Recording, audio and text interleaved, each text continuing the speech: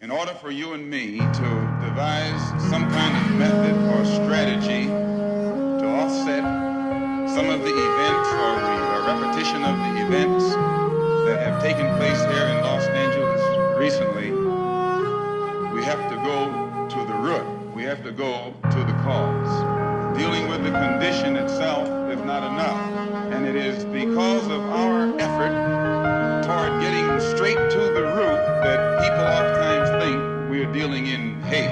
Since starting in Minnesota after the murder of George Floyd, these protests for Black lives have spread like nobody could have imagined.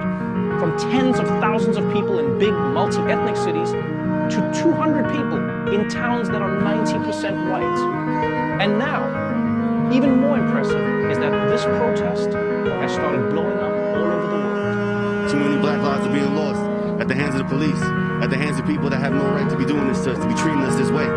So we gotta fight, we gotta do our best to make sure that this can't happen, to be better for our future, to be better for our kids' future. It's not supposed to be like this, it can't be like this anymore. You know what I'm saying? Once the looting starts, the shooting starts, you have a president talking about the Second Amendment as a use for people to come out here and use firearms against the people that are protesting. This is the messages that we're seeing. I don't know if you on social media because the news don't tell you everything.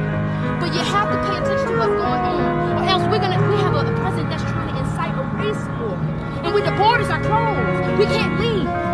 You have people in here that need your help. This is when you and y'all stand together with the community, with society to stop the governmental oppression, period. We have to make a decision. Black, white, brown, tall, skinny, short, it doesn't matter. One injustice, one place is an injustice in every place. And we gotta come together as a people and declare that I'm not tolerating this anymore. I got a lot of love and respect for police officers, down to the original 8 police officers in Atlanta that even after becoming police had to dress in a YMCA because white officers didn't want to get dressed with niggers. And here we are 80 years later. I watched a white officer assassinate a Black man, and I know that tore your heart out. And I know it's crippling. And I have nothing positive to say in this moment. And while President Trump was giving a speech about domination, he gave the order to clear out all of the protesters who were at and in front of Lafayette Park. President Trump's speech began shortly after 6 p.m. He gave the order to clear out the park at 6:35 p.m. It was a site of a peaceful protest.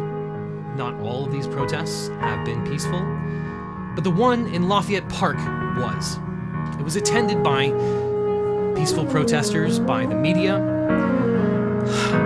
And at 6:35 p.m., he gave the order to round everyone up, to clear them out, and someone, whether it was the president or those acting under his orders, tear-gassed the protesters, shot them with rubber munitions, and generally just beat the shit out of them. Federal officers, armed to the teeth, wearing protective riot gear dressed in all black, clad with plastic shields, and backed up by what was effectively cavalry on horses, began rounding everyone up and pushing them out. This was the sort of tactic that was designed to get violent. Years of study of crowd control have shown that the way to de-escalate a situation like this is effectively to do the exact opposite. And yet these federal officers, wearing riot gear, effectively tried to bum rush out peaceful protesters. The controlled press, the white press, inflames the white public against Negroes. The police are able to use it to paint the Negro community as a criminal element.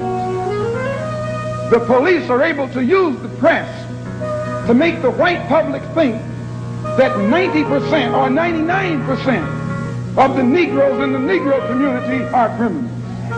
And once the white public is convinced that most of the Negro community is a criminal element, then this automatically paves the way for the police to move into the Negro community, exercising Gestapo tactics, stopping any black man who is on the sidewalk, whether he is guilty or whether he is innocent, whether he is well-dressed or whether he is poorly dressed, whether he is educated or whether he is dumb, whether he's a Christian or whether he's a Muslim, as long as he is black and a member of the Negro community, the white public thinks that the white policeman is justified in going in there and trampling on that man's civil rights and on that man's human rights. He casually put his knee on a human being's neck for 9 minutes as he died like a zebra in the clutch of a lion's jaw.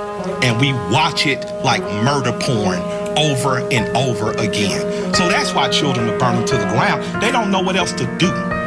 That's how significant the knee in the neck was. He wasn't putting the knee on just his neck. He was putting the knee on all of our necks.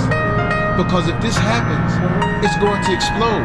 He's the one with his knee who burns down the stores. He's the one with his knee who causes havoc for police officers now on the street.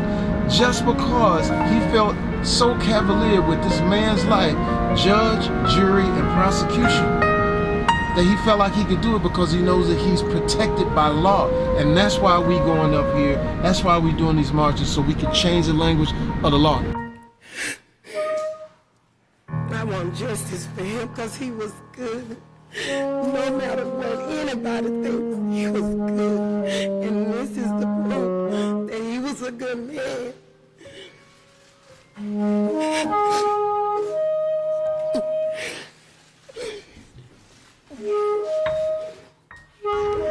He did what?